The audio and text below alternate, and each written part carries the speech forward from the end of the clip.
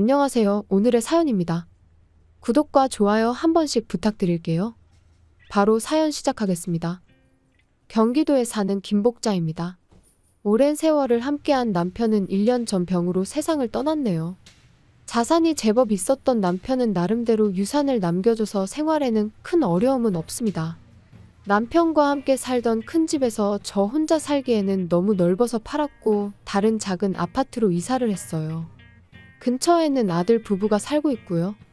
저에게는 아들이 한 명 있는데 37살이고 이름은 박호연입니다. 아들의 결혼은 3년 전 4살 연하의 이쁜 여자와 결혼했어요. 저는 처음 만났을 때부터 며느리를 좋아하지 않았어요. 전업주부가 되겠다고 선언하는 건 상관없지만 용돈을 얼마 달라고 한다든지 생활비 사용처에 간섭하지 말아달라든지 처음부터 돈에 대한 집착이 강해 보였기 때문이에요. 아들은 완전히 반한 것 같았고 용돈도 원하는 대로 주는 것 같았어요. 아들의 수입에 비하면 다소 많은 액수라고 생각했던 기억이 나네요. 그런 며느리는 제가 근처로 이사 온 후 우리 집에 자주 놀러 오기 시작했어요. 그 속셈은 저를 쇼핑에 이용하기 위해서였죠. 같이 바람 쐬러 가자고 하고서는 저와는 상관없어 보이는 백화점으로 데려가서 거기서 이것저것 만지작거리다가 결국은 저보고 갖고 싶은데 돈이 없다며 저에게 애교 섞인 목소리로 앙탈을 부리는 거예요. 점원 앞에서 눈치가 보여 사줄 수밖에 없어 결국 사주게 되는 것이죠. 만약 아들과 함께 쇼핑했다면 아들이 과연 사줬을까? 저는 비싼 가격에 놀라 한번 생각해봤어요. 그 밖에도 오늘은 집에서 쉬자고 할 땐 항상 값비싼 배달 음식을 시켜요.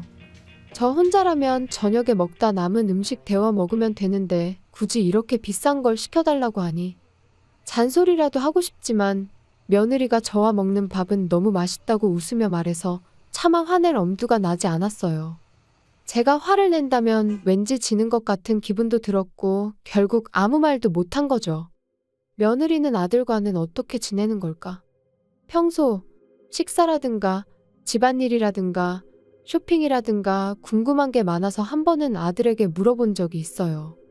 그랬더니 아들이 매일 자기를 위해 맛있는 밥도 해주고 집안일도 완벽하게 하고 있다고 하는 거예요.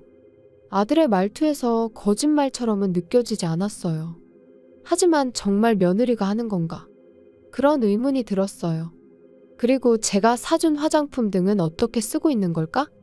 제대로 사용은 하고 있는 걸까? 그래서 아들에게 며느리가 화장품은 어떤 거 쓰는지 물어봤는데 아들은 그런 건 왜 물어보냐며 남들처럼 평범하게 쓰는 것 같다며 딱히 비싼 건 안 쓰는 것 같다고 했어요. 용돈 주는 걸로 알아서 필요한 거 사서 쓰는 것 같다고 하는데 아들의 말만 듣고는 도무지 판단하기 어려웠어요. 대체로 남자가 여자 화장품에 관심을 가질 리가 없잖아요. 제가 바보 같아서 괜한 걸 물어본 것 같기도 하네요. 하지만 저는 꽤 많은 걸 며느리에게 선물로 주고 있어요. 그걸 어딘가에 숨겨놓는 건 쉽지 않을 것 같다는 생각이 들었어요. 하지만 전업주부라면 나름대로 숨겨서 보관하는 것도 가능하지 않을까요? 제 아들이 좀 둔한 면도 있어서 쉽게 속일 수 있을 것 같기도 한데 말이죠. 역시 며느리에 대한 불신은 지워지지 않네요. 그러던 어느 날입니다. 제가 집 근처에서 쇼핑하고 있는데 며느리가 걸어가는 걸 봤어요. 꽤 화려한 옷차림을 하고 있었고 화장도 제가 사준 걸로 한 것 같았어요. 화장을 꽤 이쁘게 하고 있었거든요.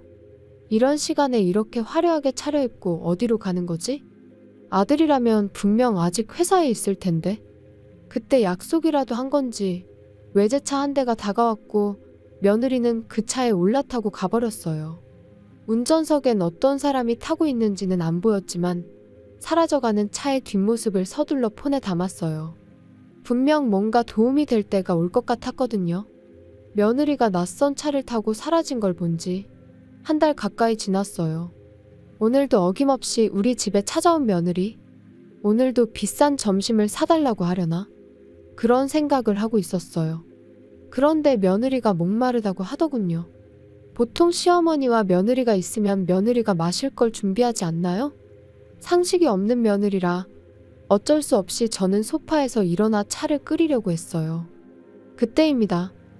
갑자기 현기증이 나면서 무언가를 잡으려고 손을 뻗다가 그대로 넘어지고 말았어요. 더군다나 넘어지면서 머리를 부딪히는 바람에 머리를 다쳤어요. 의식이 흐릿한 상태에서 저는 며느리를 향해 구급차를 불러달라고 말했어요. 당황한 며느리는 일단 구급차를 부르는 듯 했지만 이내 침착함을 되찾고 구급차 요청을 취소해버렸어요. 분명 전화통화로 구급차 취소한다는 걸 똑똑히 들었거든요. 저는 당황한 얼굴로 며느리를 쳐다봤는데 그러자 며느리가 제 폰을 가져가며 구급차 부를 생각하지 말라며 잘 있어라고 말하고 웃으면서 집을 나가더라고요. 저를 완전히 내버려 두고 가버린 거죠. 어떡하지? 이대로라면 며느리의 생각대로 큰일이라도 생길 것 같았어요. 하지만 머리를 부딪힌 충격이 너무 커서 이내 의식이 끊겨버렸어요. 근데 며느리는 단 한 가지 실수한 게 있었어요. 바로 현관문을 잠그는 걸 깜빡하고 간 거죠. 다행히 이게 저를 구할 수 있는 계기가 되었습니다. 다음 날, 며느리는 우리 집에 찾아왔어요. 그런데 놀랍게도 며느리는 안면이 창백해졌어요. 왜냐하면 제가 집에서 활기차게 활동하고 있었기 때문이죠. 여길 다시 왔어? 그렇게 말하면서 며느리에게 다가갔어요. 며느리는 너무 놀라서 소리를 지르며 그 자리에 주저앉았어요. 그러자 며느리에게 다가간 사람은 웃기 시작했다고 해요. 그리고는 자기는 저와 쏙 빼닮은 제 언니라고 말한 거죠. 저에게는 안경을 쓴 것 빼고는 정말 저와 닮아서 쌍둥이로 착각할 정도의 언니가 있어요.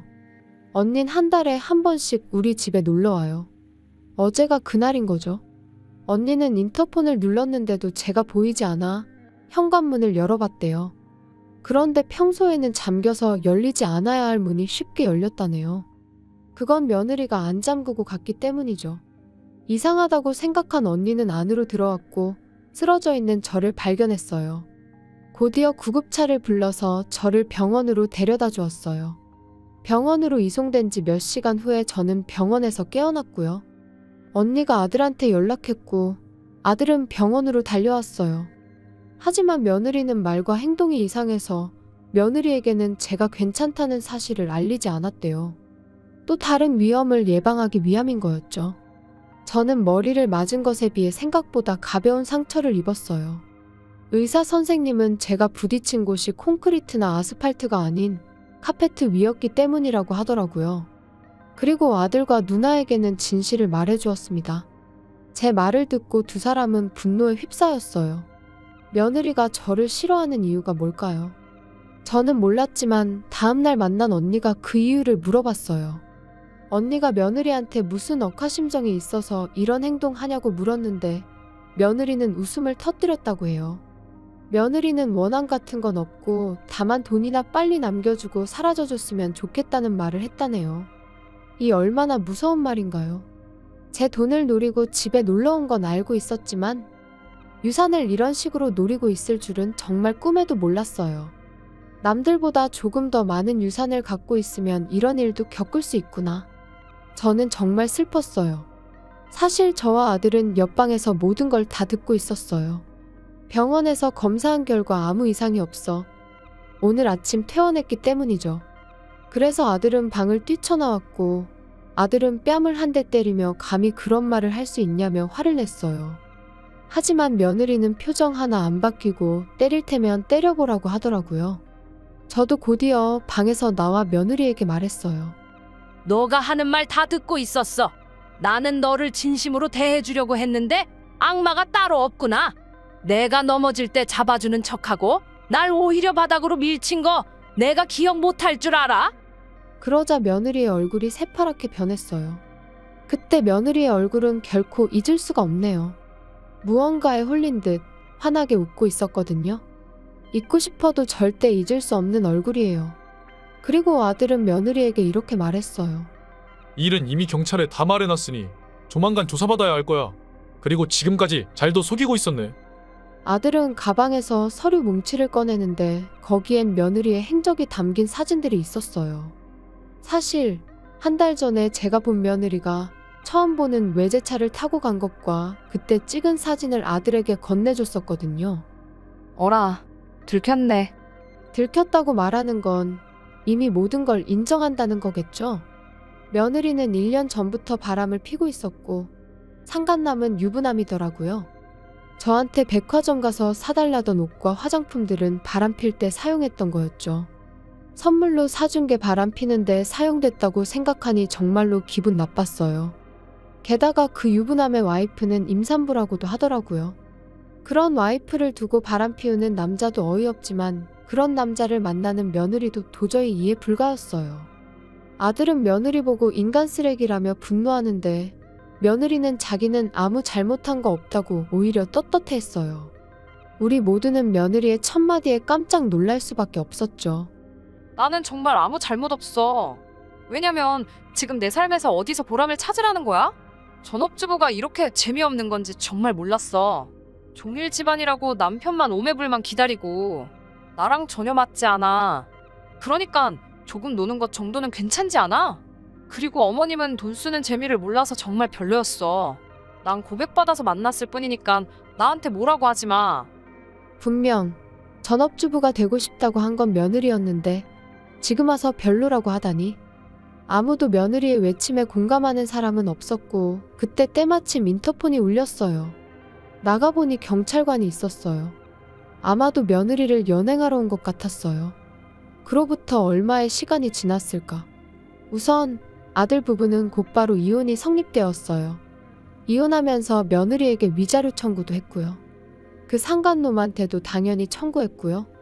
그리고 저는 정식으로 며느리한테 소송을 걸었어요. 저를 위험에 빠뜨리게 한 것에 대해 말이죠. 며느리는 친정집에 이 모든 사실이 들키면서 인연이 끊어진 것 같더라고요. 교도소에서 나온다면 아마 빚더미에 앉아서 아무도 도와주는 이 없이 혼자 힘든 삶을 살아야 할 거예요. 한편 우리 아들은 돌싱이 되었지만 우울해 보이지는 않아요. 어쩌면 지금이라도 헤어져서 안도하고 있을지도 모르겠네요. 그리고 저도 불안함에서 해방돼서 평화로운 날들을 보내고 있어요. 가진 돈들 잘 지키며 제 노후 준비만 신경 쓰고 살려고 합니다. 시청해주셔서 감사합니다. 그럼 다음 영상에서 다시 뵙겠습니다.